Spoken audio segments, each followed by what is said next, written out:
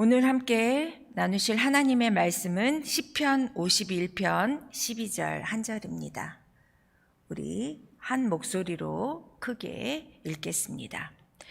주의 구원의 즐거움을 내게 회복시켜 주시고 자원하는 심령을 주사 나를 붙드소서. 현장으로 또 온라인으로 새벽을 깨우고 나오신 여러분들을 진심으로 축복합니다.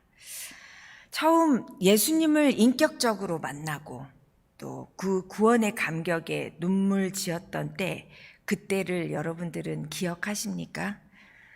저는 중학교 1학년 때 예수님을 내 구주로 고백하고 또 나 같은 죄인을 살리기 위해서 십자가에 저 대신 달리신 예수님께 너무나도 죄송하고 또 너무나도 감사해서 감격의 눈물을 흘렸던 것을 기억합니다. 구원받았다라는 기쁨에 춤까지는 아니더라도 제 깊숙한 곳에서 흘러나오는 기쁨으로 인해서 늘 웃고 다녔더랬죠. 그것은 그 어떤 것과도 비교할 수 없는 기쁨이었습니다. 심지어 제가 지나가면 제 머리 위에 후광이 비친다고 친구들이 얘기해 줄 정도로 저는 그때 참 밝고 아주 기쁨에 넘쳤던 것 같습니다.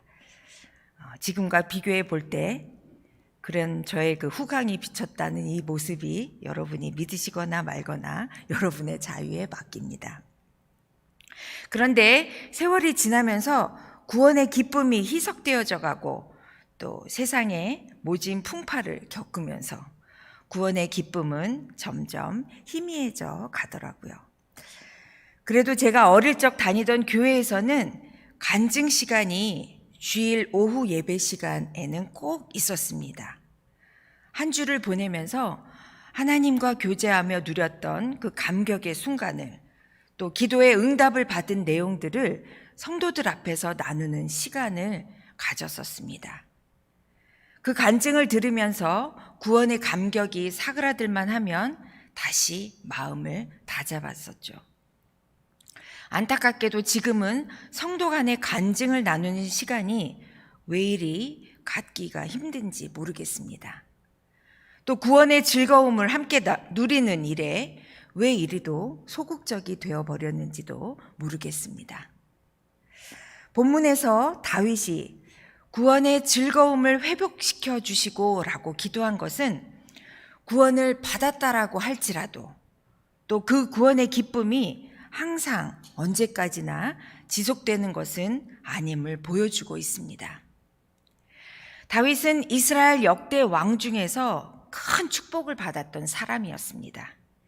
그는 우리아의 아내 밧세바와 동침한 후에 선지자 나단의 책망을 듣고 자신이 범한 죄를 자복한 시가 바로 우리가 읽은 시편 51편입니다. 그는 기름 부음을 받기 전에 한낱 목동 시절에 겸손과 또 무엇보다도 여호와를 의지하는 신앙의 순결을 평생 간직한 신앙의 영웅이기도 하였습니다. 이런 다윗이 한순간에 유혹에 무너져 충직한 부하를 사지로 내몰고 또 그의 아내와 동침을 하는 죄를 자행했던 것입니다. 그러나 다윗은 끝내 그 죄에 굴복하여 하나님을 떠나거나 또 자신의 죄를 부인하지 않았습니다. 비장한 각오로 하나님께 자신의 죄를 통렬히 자복하고 사죄를 간구하였습니다. 비록 그 역시 죄성에 물들어 결백한 삶을 살지는 못했지만 평생에 걸쳐 최대한 여호와를 바라보려는 그 신앙을 유지하려고 그는 노력하였습니다. 죄를 지었을 때는 이를 즉각적으로 인정하고 또 만사를 덮어두고 오직 먼저 사죄를 요청하였다는 점에서 다윗의 신앙의 인격의 위대함이 여기에 있었습니다. 그러한 다윗을 하나님은 버리지 않으시고 다시금 그와의 교제를 회복시켜 주셨습니다.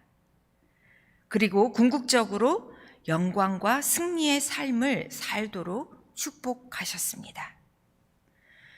다윗을 비롯하여 어느 누구라고 할지라도 하나님의 백성들은 하나님과의 지속적인 사귐이 이루어지지 않으면 그 구원받았을 때의 기쁨을 지속적으로 누릴 수가 없습니다.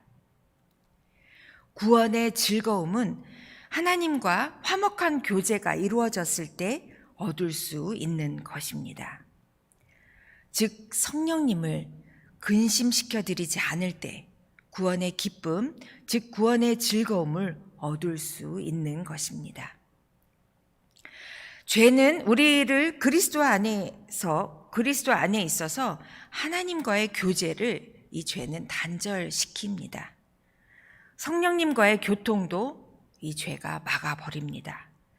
그러므로 죄를 고백함으로써 용서함을 받아야 하고 그래야만 하나님과의 관계가 회복될 수 있는 것입니다. 다윗은 구원의 즐거움을 아는 사람이었습니다. 그가 사울을 피해서 광야에서 또 요새에서 블레셋에서 유리할 때 그를 붙드는 힘이 바로 하나님과의 깊은 사귐에서 왔기 때문에 그는 그 죽음의 깊은 골짜기에서도 부족함을 느끼지 않고 즐거움을 알고 있었습니다. 다윗은 주의 구원의 즐거움을 내게 회복시켜 주시고 라고 기도한 이유는 이 영적인 삶을 살아가는 데 있어서 가장 중요한 원동력이 바로 이 구원의 즐거움을 붙드는 데 있기 때문입니다. 그래서 다윗은 그가 하나님을 만났을 때의 기쁨, 즉 구원의 즐거움을 회복시켜 달라고 간구하고 있는 것입니다. 그리고 이어서 자원하는 심령을 주사 나를 붙드소서라고 또 간구합니다. 자원하는 심령이라는 것은 억지가 아니라 기쁨으로 순종할 수 있는 마음을 의미합니다. 즉 다윗이 하나님의 징계 때문에 어쩔 수 없어서 하나님께 순종하는 것이 아니라 기쁘기 때문에 그 마음의 기쁨으로 하나님을 섬기며 순종할 수 있도록 해달라고 그 기쁨을 회복시켜 달라고 기도하는 것입니다. 그래서 적극적으로 하나님께 순종하는 자세로 죄의 속박 아래에서 벗어나 하나님의 법도대로 행하려는 마음이 그 다윗의 마음이 이 문장에 담겨져 있습니다. 고린도후서 8장 3절과 4절을 보시겠습니다. 내가 증언하노니 그들이 힘대로 할 뿐 아니라 힘에 지나도록 자원하여 이 은혜와 성도 섬기는 일에 참여함에 대하여 우리에게 간절히 구하니, 이 자원하는 심령이 아주 중요하게 여기에서 강조하고 있는 키워드입니다. 우리 맡은 자의 사명은 하나님의 사명을 깨닫고 하나님을 위하여 하겠다고 자원하여 봉사할 때 그때 하나님께서 우리를 귀하게 사용하십니다. 다윗처럼 자신을 돌아보며 자원하는 심령으로 회개하고 기도하고 봉사하게 해달라고 하나님께 간절히 구하는 그런 복된 우리 참교회 성도 여러분들이 다 되시길 주님의 이름으로 축복합니다. 주의 구원의 즐거움을 내게 회복시키시고 자원하는 심령을 주사 나를 붙드소서. 이 다윗의 기도가 오늘 저와 여러분을 사로잡는 기도가 되기를 소원합니다. 오늘 하루도 하나님께서 여러분들에게 허락하신 이 귀한 하루를 자원하는 심령으로 그리고 그 구원의 기쁨을 마음껏 누리면서 그 기쁨으로 인하여 정말 즐거이 하루를 하나님께 올려드리는 저와 여러분이 되시기를 간절히 소망합니다. 기도하시겠습니다. 은혜로우신 하나님 참으로 감사합니다. 오늘도 저희에게 이 귀한 하루를 허락하셨습니다.